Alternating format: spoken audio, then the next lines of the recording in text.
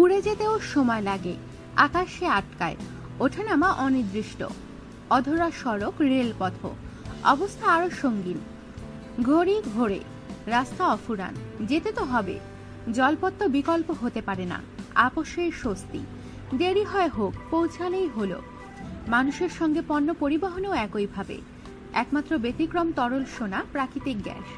পাঠানো যায় পাইপ লাইনে, একদিক দিয়ে ঢাললে অন্য মুখ দিয়ে বের হবে। কল খুললে পানি পড়ার মতো ছড়ছড়িয়ে টার্মিনালের পাত্র ভরাবে।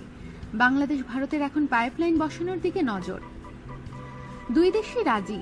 দিল্লিতে কেন্দ্রীয় মন্ত্রিসভার বৈঠকে সিদ্ধান্ত হয়েছে, যুক্তি অকাট্য।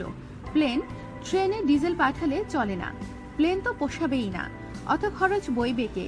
ট্রেনেও ঝামেলা, গতি অত্যন্ত স্লোথ, যাচ্ছে তো যাচ্ছেই, একবার থামলে আর চলতেই চায় না। প্যাসেঞ্জার ট্রেনের সঙ্গে পণ্যবাহী ট্রেনের তুলনাই হয় না। ভারত থেকে ডিজেল পাঠালেও সময় মতো পাওয়া দুষ্কর, পথ অতিক্রম করতে প্রাণান্ত।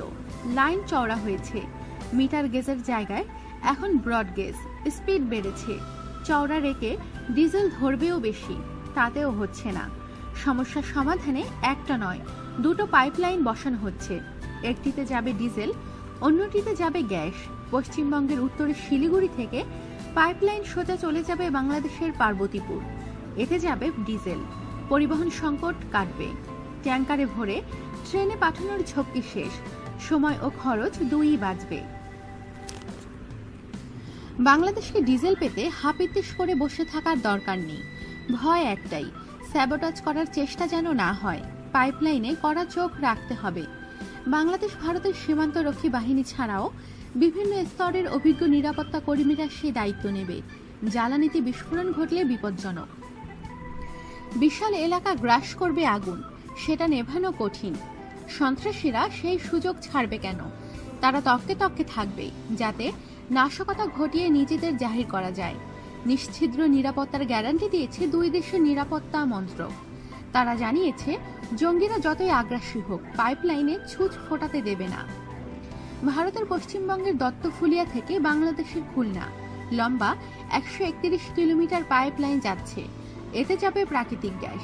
এটা হবে বিশ্বের তৃতীয় বৃহত্তম পাইপলাইন। খুলনায় গ্যাসের টার্মিনাল বসাবে আন্তর্জাতিক পেট্রোপণ্য সংস্থা পেট্রোনেট। এতে বিনিয়োগ করবে 5,000 কোটি টাকা। ইন্ডিয়ান অয়েল বাংলাদেশের মধ্য দিয়ে উত্তর পূর্ব ভারতে পেট্রোপণ্য সরবরাহের পরিকল্পনা নিচ্ছে। অন্যান্য বহুজাতিক পেট্রোপণ্য সংস্থার দৃষ্টি এবার বাংলাদেশ ভারতের দিকে। এখন ডিজেল যাচ্ছে ট্রেনে। শিলিগুড়ির নুমালীগড় রিফাইনারি থেকে বাংলাদেশের পার্বতীপুরে ট্রেন ঢুকছে। এক ট্রেনে যাচ্ছে 2,200 টন ডিজেল। জুলাই পর্যন্ত মাসে 1 ট্রেক করে পাঠানো হবে, তারপর যাবে 2 ট্রেক।